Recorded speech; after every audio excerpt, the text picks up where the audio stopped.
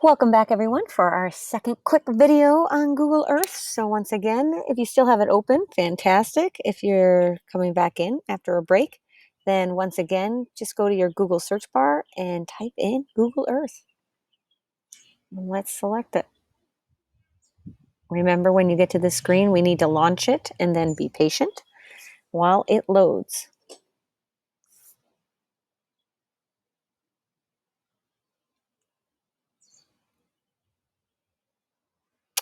Okay, once again, I'm going to have us all start from our high school. So I'm going to have us go to the search bar, and we're all going to begin at 1 Raider Boulevard, Albany, New York.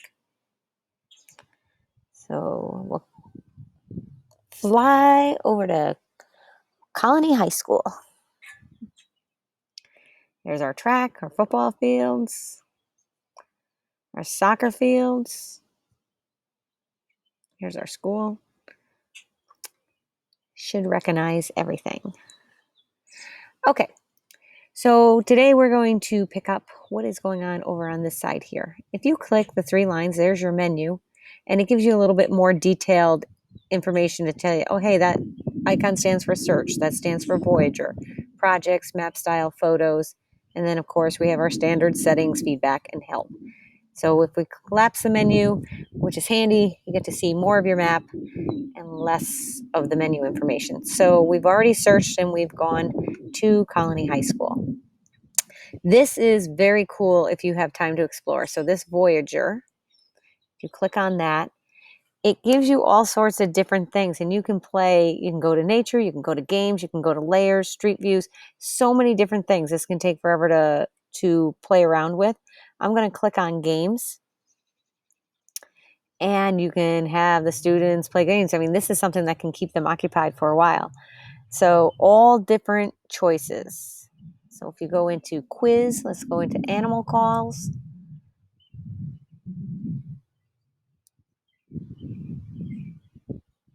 It says, let's go.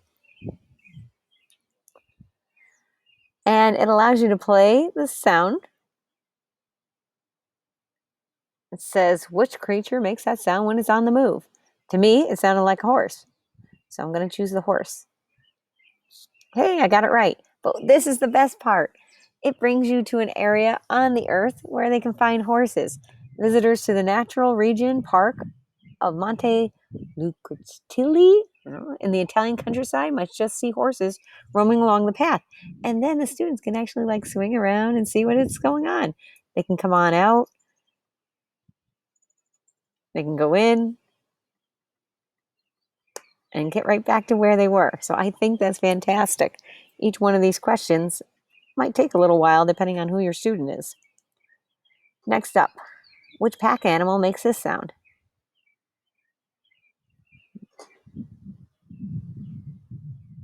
I don't know. I don't know if you know. So it might be the camel. Let's see. Oh, I didn't mean to do that. Hold on a second. I don't know why mine got big, so I'm going to just close down on that. Oh, I know why. I clicked on the camel. I was supposed to click on the letter P, camel. And then, oh, I got it right. Okay. And we get to go see where the camels live. All right, let's go on to the next one. I'll get this one wrong and show you what happens. Well, I hope to get it wrong. All right, I think that's pig there, but I'm going to say it's the koala. So when you get one wrong, it says, so close, wrong answer, but it still takes you to the location of where the pigs are. So they might get it wrong, but they still get to travel. So I think that's pretty cool. Again, a lot of time could be spent in this section here. Okay, I'm going to take us back to Raider Boulevard, get out of the game, go back to our high school.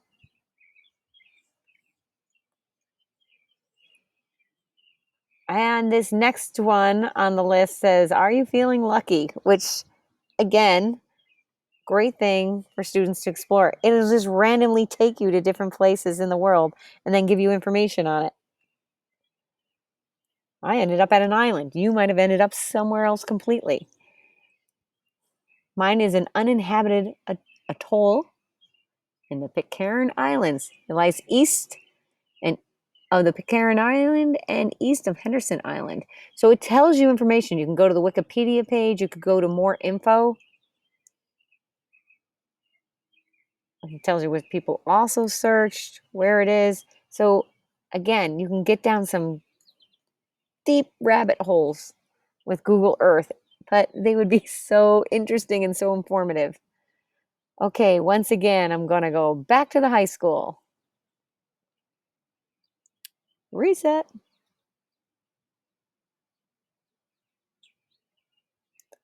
In my next video, I'm going to go into more detail on this next icon, which is called projects. You can actually set up different projects and you can place markers. So I'll talk about that one in much more detail in the next video. Next would be map style. So if you go to map style, these are your different standard options. You can have clean, which is no borders, labels, places, or roads. We're under exploration, which means we see where the borders, the labels, places, and roads are. So I'm going to zoom out a little bit, and I'm going to close this box so that we can see this demonstrated a little bit better. Okay, so if I go to clean, if you notice, you don't see anything but just the map. So again, I'll go back to exploration so you can see what pops up to see the difference. And each one of these takes you a little bit deeper. So everything, you're going to see borders, labels, places, roads, transits, landmarks, and water. It gets a lot busier. And again, if you zoom out more, it's even busier. Or you have the option of custom.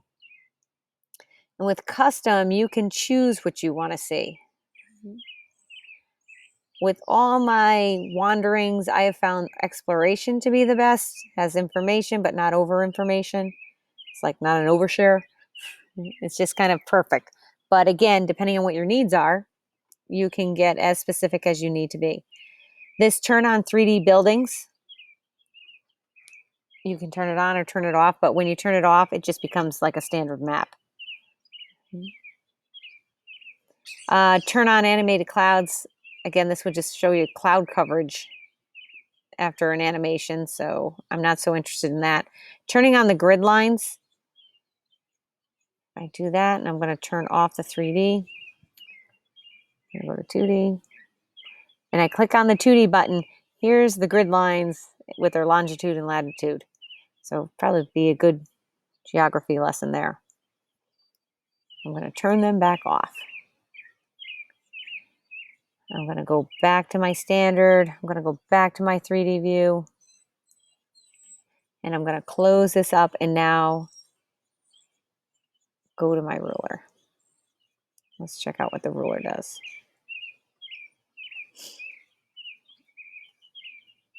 Okay, so I'm going to zoom out just a little bit more. We have a lot of things around us. We have universities, we have airports. It's a suburb. We're a unique mix.